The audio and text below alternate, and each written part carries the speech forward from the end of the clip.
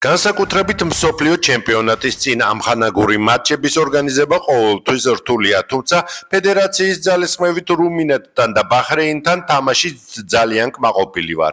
რუმინეთი ძლიერი გუნდია, რომელსაც ბევრი საინტერესო ფეხბურთელი ჰყავს. ბაჰრეინი კი განსხვავებული დონის მეტოქეა და შესაძლოა სხვა მოთამაშეებსაც მივცეთ თავის გამოჩენის შანსი, რათა მათ ეროვნულ ნაკრებში მეტი თავდაჯერებით დაიწყონ თამაში.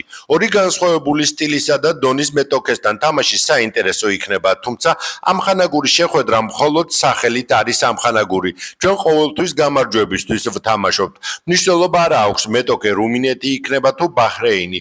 ორივე შეხვედრის მოგება გვსურს. შესაძლოა განსხვავებული შემადგენლობა და როტაცია ვიხილოთ, თუმცა ეს მატჩები სექტემბრისა და ერთა ლიგისთვის ძალიან მნიშვნელოვანია. ირაკლი ეგოიანზე რამდენიმე თვის წინ დავიწყე ფიქრი.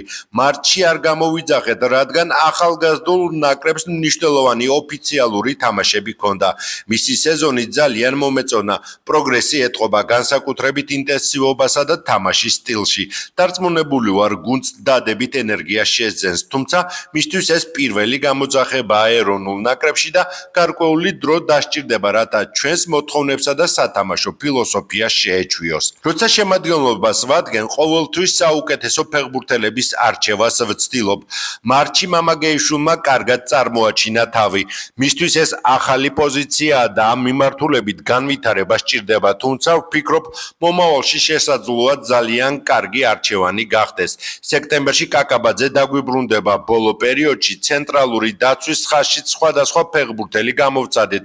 გადრანი, ბერიაშვილი და სხვები, თუმცა მუდმივად ექსპერიმენტის გაკეთება შეუძლებელია.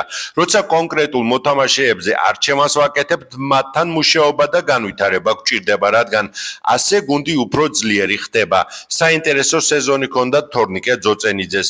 ჩვენ ყველა ფეხბურთელს ყურადღებით ვაკვირდებით. თუ კონკრეტულ მომენტში ვინმეს არ ვიძახებთ, ეს არ ნიშნავს, რომ ის საკმარისად კარგი არ არის. საჭიროა მუშაობის გაგრძელება. შანსი აუცილებლად მოვა და ის უნდა გამოიყენო. თუ გურამ კაშიას ყველა დადებით თვისებაზე დავიწყებ საუბარს, ალბათ თელ საღამოს აქ გავატარებ. რთულია იმის აღწერა, რა გავლენა ჰქონდა მას გუნდზე, ფეხბურთელებზე და მთლიანად ქართულ ფეხბურთზე.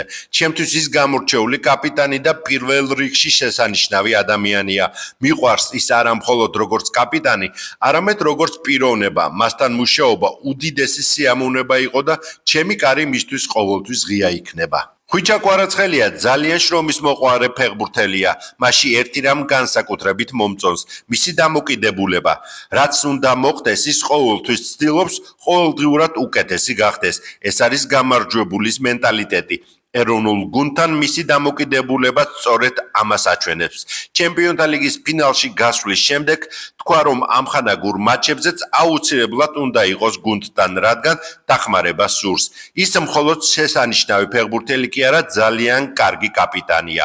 ბევრი ფეხბურთელი წარუმატებელი მატჩების შემდეგ მხოლოდ თავის გამართლებას ცდილობს, თუმცა მხოლოდ უმაღლესი დონის მოთამაშეები პოულობენ გამოსავალს რთული სიტუაციიდან და ხვიჩამ სწორედ იცის ეს როგორ გააკეთოს.